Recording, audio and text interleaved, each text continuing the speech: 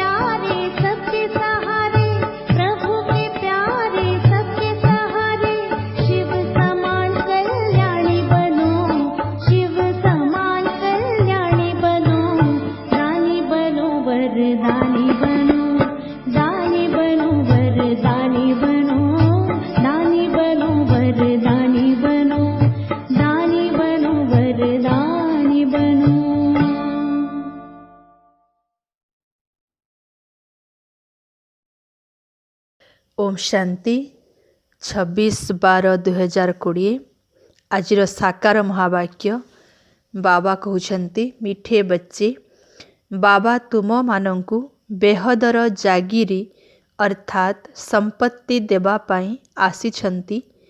एही भली मिठा बाबांकु तुमे स्नेहर सहित मने पकाओ तेबे पवित्र होई जीवो। आजिर प्रश्न विनाशर समय जेतिकी निकटतर हेउथिबो तार लक्षण सबु कौन देखाजिबो? उत्तर जेतेबेले विनाशर समय निकटतर होइजिबो 1 नंबर समस्ते जानिजिबे जे आमर बाबा आसीछंती। 2 नंबर एबे नुआ दुनियार स्थापना एवं पुराना दुनियार विनाश हेबो। बहुतंकु साक्षात्कार मध्य हेबो। 3 नंबर सन्यासी मानंकु एवं राजा आदिंकु मध्य ज्ञान मिलिबो। 4 नंबर जेतेबेले सुनिबे जे बेहदर बाबा आसीछंती से ही सद्गति दाता अटंती तेबे बहुत संख्यारे आसीबाकु लागिबे। 5 नंबर खबर कागज द्वारा अनेकंकु संदेश मिलिबो। 6 नंबर तुमे माने आत्म अभिमानी होई जीवो एकमात्र बाबांकु मने पकाई अतीन्द्रिय सुखरे रहिबो। गीत इस पाप की दुनिया से और कहीं ले चलो। ओम शांति। एक कथा किए एवं काहाकु कहउछंती? आत्मिक संतान माने बाबा बारंबार आत्मिक शब्द काहेकि कहउछंती? काहेकि ना एबे आत्मा मानंकु जीवाकु हेबो, पुणी जेबे एही दुनिया को आसीबो तेबे सुख मिलिबो। आत्मा माने एही शांति एवं सुखर संपत्ति कल्प पूर्वरु मध्य पाइथिले। एबे पुनर्बार एही संपत्ति पुनः प्राप्त हेउछि। पुनः संपत्ति मिलिले जाई सृष्टिर चक्र मध्य पुनर्बार पुनरावृत्ति हेबो। सबु किछि पुनरावृत्ति तो हेउछि ना। जहा किछि अतीत होई जाइछि ताहा पुणी पुनरावृत्ति हेबो। एमिति तो नाटकर मध्य पुनरावृत्ति हेउछि, किंतु सेथिरे परिवर्तन मध्य करी हुए। कौनसी अक्षर भूली जाइथिले ताकू लेखि देई पारंती। एहाकू पुणी चलचित्र कुहा जाउछि। एथिरे परिवर्तन होई पारिबो नाही। एहा अनादि पूर्व प्रस्तुत ड्रामा अटे। सेही नाटक को पूर्व प्रस्तुत बोली कुहा जीव नाही। ଏହି ଡ୍ରାମାକୁ ବୁଝିଲେ ପୁଣି ତାକୁ ମଧ୍ୟ ବୁଝି ହୁଏ। ପିଲାମାନେ ଜାଣିଛନ୍ତି ଏବେ ଯେଉଁ ସବୁ ନାଟକ ଦେଖୁଛନ୍ତି ସେସବୁ ମିଛ ଅଟେ। କଳି ଯୁଗରେ ଦେଖୁଥିବା ଜିନିଷ ସବୁ ସତ୍ୟ ଯୁଗରେ ରହିବ ନାହିଁ। ସତ୍ୟ ଯୁଗରେ ଯାହା ହୋଇଥିଲା ତାହା ପୁଣି ସତ୍ୟ ଯୁଗରେ ହିଁ ହେବ। ଏହି ହଦ୍ର ନାଟକ ଆଦି ସବୁ ପୁନର୍ବାର ଭକ୍ତି ମାର୍ଗରେ ହିଁ ହେବ। ଯେଉଁ ଜିନିଷ ଭକ୍ତି ମାର୍ଗରେ ହେଉଛି ତାହା ଜ୍ଞାନ ମାର୍ଗରେ ଅର୍ଥାତ୍ ସତ୍ୟ ଯୁଗରେ ହେବ ନାହିଁ। ତେଣୁ ଏବେ ବେହଦର ବାବାଙ୍କ ଠାରୁ ତୁମେ ସମ୍ପତ୍ତି ପ୍ରାପ୍ତ କରୁଛ। ବାବା ବୁଝାଉଛନ୍ତି ପ୍ରଥମରେ ଲୌକିକ ପିତାଙ୍କ ଠାରୁ ଏବଂ ଦ୍ୱିତୀୟରେ ପାରଲୌକିକ ପିତାଙ୍କ ଠାରୁ ସମ୍ପତ୍ତି ମିଳିଥାଏ। ବାକି ଯେଉଁ ଅଲୌକିକ ପିତା ଅଛନ୍ତି ତାଙ୍କଠାରୁ ସମ୍ପତ୍ତି ମିଳେ ନାହିଁ। ଇଏ ବ୍ରହ୍ମା ନିଜେ ତାଙ୍କଠାରୁ ସମ୍ପତ୍ତି ପ୍ରାପ୍ତ କରୁଛନ୍ତି। ଏହି ନୂଆ ଦୁନିଆର ସମ୍ପତ୍ତି ବେହଦର ବାବା କେବଳ ଏହାଙ୍କ ଦ୍ୱାରା ହିଁ ଦେଉଛନ୍ତି। ଏହାଙ୍କ ଦ୍ୱାରା ପୋଷ୍ୟ କରୁଥିବାରୁ ତାଙ୍କୁ ପିତା କୁହାଯାଉଛି।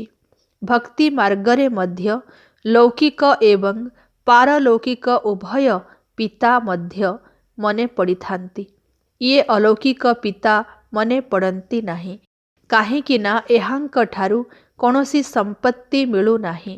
ବାବା ଅକ୍ଷର ତ ନିଶ୍ଚିତ ରହିଛି, କିନ୍ତୁ ଏହି ବ୍ରହ୍ମା ମଧ୍ୟ ରଚନା ଅଟନ୍ତି ନା। ରଚନାକୁ ରଚୟିତାଙ୍କ ଠାରୁ ସମ୍ପତ୍ତି ମିଳିଥାଏ। ତୁମକୁ ମଧ୍ୟ ଶିବ ବାବା ସୃଷ୍ଟି କରିଛନ୍ତି, ବ୍ରହ୍ମାଙ୍କୁ ମଧ୍ୟ ସେ ସୃଷ୍ଟି କରିଛନ୍ତି। ସମ୍ପତ୍ତି ରଚୟିତାଙ୍କ ଠାରୁ ମିଳିଥାଏ। ସେ ହେଉଛନ୍ତି ବେହଦର ବାବା। ବ୍ରହ୍ମାଙ୍କ ପାଖରେ କ'ଣ ବେହଦର ବର୍ଷା ଅଛି? ବାବା ଏହାଙ୍କ ଦ୍ୱାରା ବସି ବୁଝାଉଛନ୍ତି ଏହାଙ୍କୁ ମଧ୍ୟ ସମ୍ପତ୍ତି ମିଳୁଛି। ଏପରି ନୁହେଁ ଯେ ବର୍ଷା ନେଇ ତୁମକୁ ଦେଉଛନ୍ତି। ବାବା କହୁଛନ୍ତି ତୁମେ ଏହି ବ୍ରହ୍ମାଙ୍କୁ ମଧ୍ୟ ମନେ ପକାଅ ନାହିଁ। ଏହି ବେହଦ ବାବାଙ୍କ ଠାରୁ ହିଁ ତୁମକୁ ସମ୍ପତ୍ତି ମିଳୁଛି। ଲୌକିକ ପିତାଙ୍କ ଠାରୁ ହଦ୍ର, ପାରଲୌକିକ ପିତାଙ୍କ ଠାରୁ ବେହଦର ଦୁଇଟି ସମ୍ପତ୍ତି ରିଜର୍ଭ ହୋଇଯାଇଛି ନା। ଶିବ ବାବାଙ୍କ ଠାରୁ ବର୍ଷା ମିଳୁଛି ଏକଥା ବୁଦ୍ଧିରେ ଆସୁଛି। ବାକି ବ୍ରହ୍ମା ବାବାଙ୍କ ଠାରୁ ସମ୍ପତ୍ତି କ'ଣ କୁହାଯିବ? ବୁଦ୍ଧିରେ ସମ୍ପତ୍ତି ଆସୁଛି ନା। ଏହି ବେହଦର ବାଦଶାହୀ ତୁମକୁ ତାଙ୍କଠାରୁ ମିଳୁଛି। ସିଏ ହେଲେ ବଡ଼ ବାବା। ଇଏ ତ କହୁଛନ୍ତି ମୋତେ ମନେ ପକାଅ ନାହିଁ। ମୋର ତ କୌଣସି ସମ୍ପତ୍ତି ନାହିଁ। ଯାହା ତୁମକୁ ମିଳିବ, ଯାହାଙ୍କ ଠାରୁ ସମ୍ପତ୍ତି ମିଳିବ ତାଙ୍କୁ ମନେ ପକାଅ। ସେହି କହୁଛନ୍ତି କେବଳ ମୋତେ ମନେ ପକାଅ। ଲୌକିକ ପିତାଙ୍କର ସମ୍ପତ୍ତି ପାଇବା ପାଇଁ କେତେ ଝଗଡ଼ା ଚାଲିଥାଏ। ଏଠାରେ ତ ଝଗଡ଼ାର କୌଣସି କଥା ନାହିଁ। ବାବାଙ୍କୁ ମନେ ନ ପକାଇଲେ ସ୍ୱତଃ ବେହଦର ସମ୍ପତ୍ତି ମଧ୍ୟ ମିଳିବ ନାହିଁ। ବାବା କହୁଛନ୍ତି ନିଜକୁ ଆତ୍ମା ଭାବ। ଏହି ରଥକୁ ମଧ୍ୟ କହୁଛନ୍ତି ଯେ ତୁମେ ନିଜକୁ ଆତ୍ମା ଭାବି ମୋତେ ମନେ ପକାଇଲେ ବିଶ୍ୱର ବାଦଶାହୀ ମିଳିବ। ଏହାକୁ ଯୋଗର ଯାତ୍ରା ବୋଲି କୁହାଯାଉଛି। ଦେହର ସବୁ ସମ୍ବନ୍ଧକୁ ଛାଡ଼ି ନିଜକୁ ଅଶରୀରୀ ଆତ୍ମା ଭାବିବାକୁ ହେବ। ଏଥିରେ ହିଁ ପରିଶ୍ରମ ରହିଛି। ପାଠ ପଢ଼ିବା ନିମନ୍ତେ କୌଣସି ପରିଶ୍ରମ ତ କରିବା ଦରକାର ନା। ଏହି ଯୋଗର ଯାତ୍ରା ଦ୍ୱାରା ତୁମେ ପତିତରୁ ପବିତ୍ର ହେଉଛ। ସେମାନେ ଶରୀର ଦ୍ୱାରା ଯାତ୍ରା କରିଥାନ୍ତି। ଏହା ତ ଆତ୍ମାର ଯାତ୍ରା ଅଟେ। ବୁଦ୍ଧି ଦ୍ୱାରା ତୁମେ ପରମ ଧାମ ଯିବା ପାଇଁ ଯାତ୍ରା କରୁଛ। ଏହି ପୁରୁଷାର୍ଥ ବିନା ପରମ ଧାମ ଅଥବା ମୁକ୍ତିଧାମକୁ କେହି ଯାଇପାରିବେ ନାହିଁ। ଯିଏ ଭଲ ଭାବରେ ବାବାଙ୍କୁ ମନେ ପକାଇବେ ସିଏ ହିଁ ଯାଇପାରିବେ ଏବଂ ଉଚ୍ଚ ପଦ ମଧ୍ୟ ସିଏ ହିଁ ପାଇପାରିବେ। ଯିବେ ତ ସମସ୍ତେ, କିନ୍ତୁ ସେମାନେ ତ ପତିତ ଅଟନ୍ତି ନା, ସେଥିପାଇଁ ଡାକୁଛନ୍ତି। ଆତ୍ମା ମନେ ପକାଉଛି। ଖାଇବା ପିଇବା ସବୁକିଛି ଆତ୍ମା କରୁଛି ନା। ଏହି ସମୟରେ ତୁମକୁ ଦେହୀ ଅଭିମାନୀ ହେବାକୁ ପଡ଼ିବ। ଏଥିରେ ହିଁ ମେହନତ ରହିଛି। ବିନା ମେହନତରେ ତ କିଛି ମିଳିନଥାଏ। ବହୁତ ସହଜ ମଧ୍ୟ ଅଟେ। କିନ୍ତୁ ମାୟାର ବିରୋଧ ହେଉଛି। କାହାର ଭାଗ୍ୟ ଭଲ ଥିଲେ ତୁରନ୍ତ ଏହି ସେବାରେ ଲାଗି ଯାଇଥାନ୍ତି। କେହି ଡେରିରେ ମଧ୍ୟ ଆସିବେ। ଯଦି ବୁଦ୍ଧିରେ ଠିକ୍ ଭାବରେ ଜ୍ଞାନ ବସିଗଲା ତେବେ କହିବେ, ବାସ୍, ମୁଁ ଏହି ରୁହାନୀ ଯାତ୍ରାରେ ଲାଗିଯିବି। ଏହିପରି ତୀବ୍ର ବେଗରେ ସେବାରେ ଲାଗିଗଲେ ଭଲ ଭାବରେ ପୁରୁଷାର୍ଥ କରିପାରିବେ। ଘରେ ରହି ମଧ୍ୟ ବୁଦ୍ଧିରେ ଆସିଯିବ ଯେ ଏହା ତ ବହୁତ ଭଲ ଏବଂ ଠିକ୍ କଥା ଅଟେ। ମୁଁ ନିଜକୁ ଆତ୍ମା ଭାବି ପତିତ ପାବନ ବାବାଙ୍କୁ ମନେ ପକାଉଛି। ବାବାଙ୍କର ନିର୍ଦ୍ଦେଶରେ ଚାଲିଲେ ପବିତ୍ର ହୋଇପାରିବ। ହେବ ମଧ୍ୟ ନିଶ୍ଚୟ। ଏଥିରେ ପୁରୁଷାର୍ଥ କରିବାର ଅଛି। ବହୁତ ସହଜ ମଧ୍ୟ ଅଟେ। ଭକ୍ତି ମାର୍ଗରେ ତ ବହୁତ କଷ୍ଟ ହୋଇଥାଏ। ଏଠାରେ ତୁମ ବୁଦ୍ଧିରେ ଅଛି ଯେ ଏବେ ଆମକୁ ବାବାଙ୍କ ପାଖକୁ ଯିବାକୁ ହେବ। ପୁଣି ଏଠାକୁ ଆସି ବିଷ୍ଣୁଙ୍କ ମାଳାରେ ଗୁନ୍ଥା ହେବା। ମାଳାର ହିସାବ କର। ମାଳା ତ ବ୍ରହ୍ମାଙ୍କର ମଧ୍ୟ ଅଛି, ବିଷ୍ଣୁଙ୍କର ମଧ୍ୟ ଅଛି, ରୁଦ୍ରଙ୍କର ମଧ୍ୟ ରହିଛି। ପ୍ରଥମେ ପ୍ରଥମେ ଇଏ ବ୍ରହ୍ମା ହିଁ ନୂଆ ସୃଷ୍ଟିର ଅଟନ୍ତି ନା? ବାକି ସମସ୍ତେ ପଛରେ ଆସୁଛନ୍ତି, ଅର୍ଥାତ୍ ପଛରେ ଗୁନ୍ଥା ହେବେ। କହିବେ, ତୁମର ଉଚ୍ଚ କୂଳ କ'ଣ? ତୁମେ କହିବ ବିଷ୍ଣୁଙ୍କ କୂଳ। ଆମେ ପ୍ରକୃତରେ ବିଷ୍ଣୁଙ୍କ କୂଳର ଥିଲୁ, ପୁଣି କ୍ଷତ୍ରିୟ କୂଳର ହେଲୁ, ପୁଣି ସେଥିରୁ ବଂଶାବଳୀ ସୃଷ୍ଟି ହେଉଛି। ଏହି ଜ୍ଞାନରୁ ତୁମେ ଜାଣୁଛ ଯେ ବଂଶାବଳୀ କିପରି ସୃଷ୍ଟି ହେଉଛି। ପ୍ରଥମେ ପ୍ରଥମେ ରୁଦ୍ରଙ୍କର ମାଳା ତିଆରି ହେଉଛି। ଏହା ସର୍ବୋଚ୍ଚ ବଂଶ ଅଟେ। ବାବା ବୁଝାଇଛନ୍ତି, ଏହା ତୁମର ବହୁତ ଉଚ୍ଚ କୂଳ ଅଟେ। ଏକଥା ମଧ୍ୟ ବୁଝୁଛ ଯେ ସାରା ଦୁନିଆକୁ ସନ୍ଦେଶ ନିଶ୍ଚୟ ମିଳିବ। ଯେପରି ଅନେକ କହୁଛନ୍ତି, ଭଗବାନ ନିଶ୍ଚୟ କେଉଁଠି ଆସିଛନ୍ତି କିନ୍ତୁ ଜଣାପଡ଼ୁନାହିଁ। ଶେଷରେ ସମସ୍ତେ ଜାଣିବେ ନିଶ୍ଚୟ। ଖବର କାଗଜରେ ମଧ୍ୟ ବାହାରିବ। ଏବେ ତ କମ୍ ବାହାର କରୁଛନ୍ତି। ଏପରି ନୁହେଁ ଯେ ଗୋଟିଏ ଖବର କାଗଜ ସମସ୍ତେ ପଢ଼ୁଛନ୍ତି।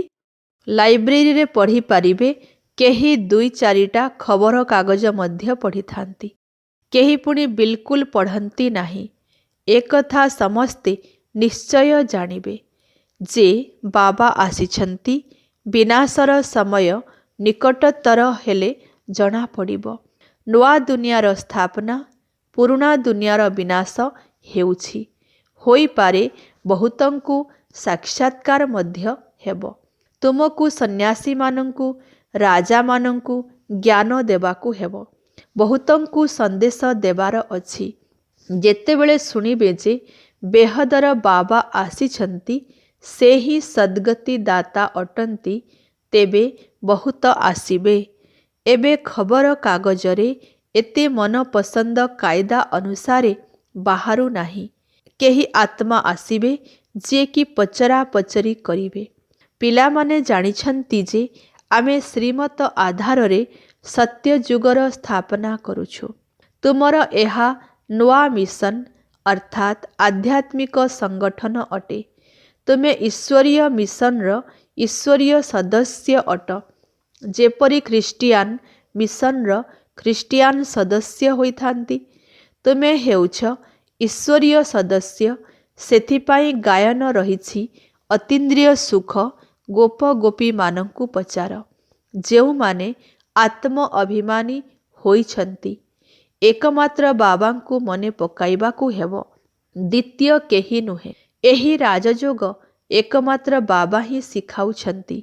ସେ ହିଁ ଗୀତାର ଭଗବାନ ଅଟନ୍ତି।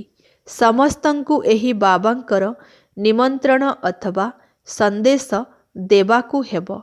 ବାକି ସବୁ କଥା ହେଉଛି ଜ୍ଞାନ ଶୃଙ୍ଗାର। ଏ ଚିତ୍ର ସବୁ ହେଉଛି ଜ୍ଞାନର ଶୃଙ୍ଗାର, ନୁହେଁ କି ଭକ୍ତିର। ଏହାକୁ ବାବା କରାଇଛନ୍ତି ମନୁଷ୍ୟମାନଙ୍କୁ ବୁଝାଇବା ପାଇଁ।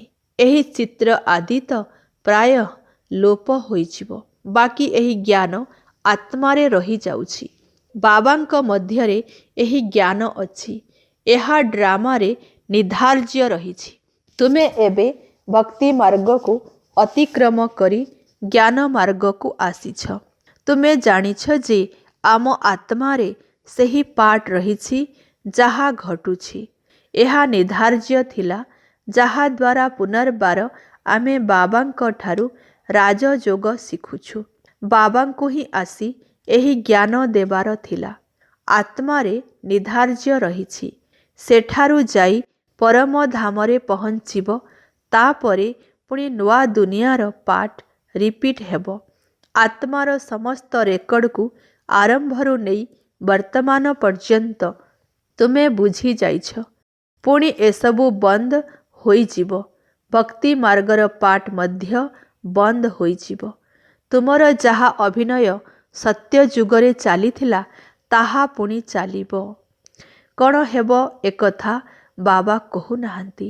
ଯାହା କିଛି ହୋଇଥିବ ତାହା ହିଁ ହେବ। ବୁଝାଯାଉଛି ସତ୍ୟଯୁଗ ହେଉଛି ନୂଆ ଦୁନିଆ।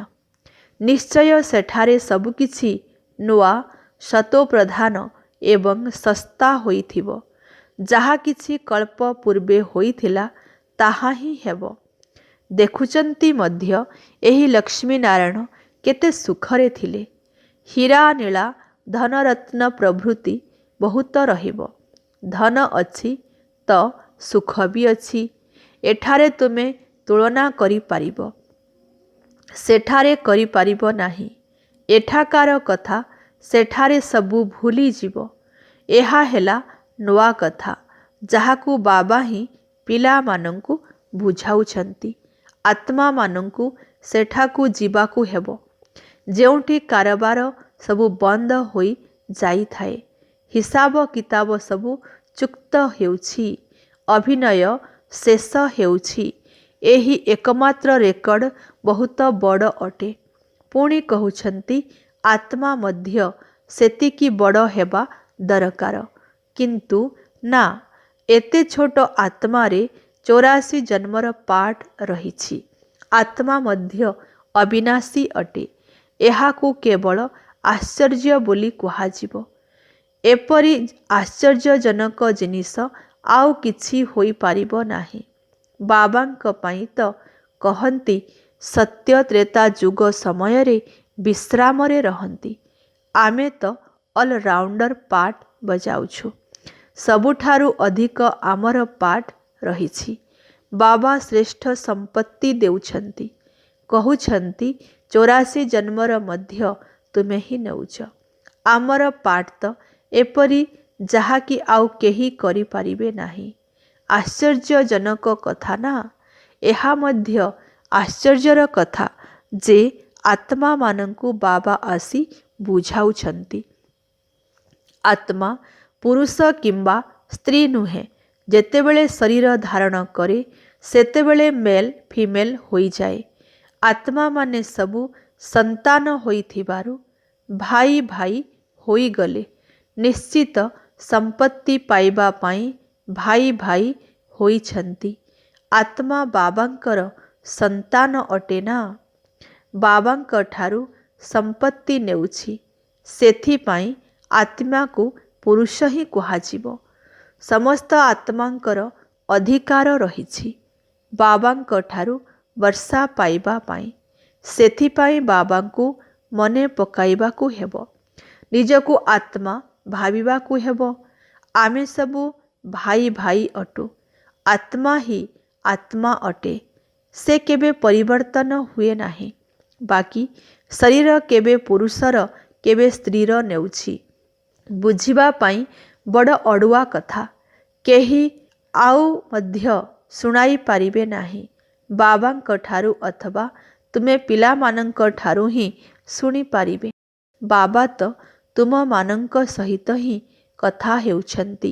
ଆଗରୁ ତ ସମସ୍ତଙ୍କ ସହିତ ମିଶୁଥିଲେ, ସମସ୍ତଙ୍କ ସହିତ କଥା ହେଉଥିଲେ। ଏପରି କରୁ କରୁ ତ ଶେଷରେ କାହା ସହିତ କଥା ହିଁ ହେବେ ନାହିଁ। ପିଲାମାନଙ୍କ ଦ୍ୱାରା ହିଁ ବାବା ପ୍ରତ୍ୟକ୍ଷ ହେବେ। ପିଲାମାନଙ୍କୁ ହିଁ ପଢ଼ାଇବାକୁ ହେବ। ତୁମେମାନେ ବହୁତଙ୍କର ସେବା କରି ଏଠାକୁ ନେଇ ଆସୁଛ। ବାବା ଜାଣିଛନ୍ତି ଇଏ ବହୁତଙ୍କୁ ନିଜ ସମାନ କରି ନେଇ ଆସୁଛନ୍ତି। ଇଏ ବଡ଼ ରାଜା ହେବେ, ଇଏ ଛୋଟ ରାଜା ହେବେ। ତୁମେ ରୁହାନୀ ସେନା ମଧ୍ୟ ଅଟ, ଯିଏକି ସମସ୍ତଙ୍କୁ ରାବଣର ଜଞ୍ଜିରରୁ ମୁକୁଳାଇ ନିଜର ମିଶନକୁ ସଂଗଠନକୁ ନେଇ ଆସୁଛ। ଯିଏ ଯେତେ ସେବା କରନ୍ତି ତାଙ୍କୁ ସେତେ ଫଳ ମିଳିଥାଏ।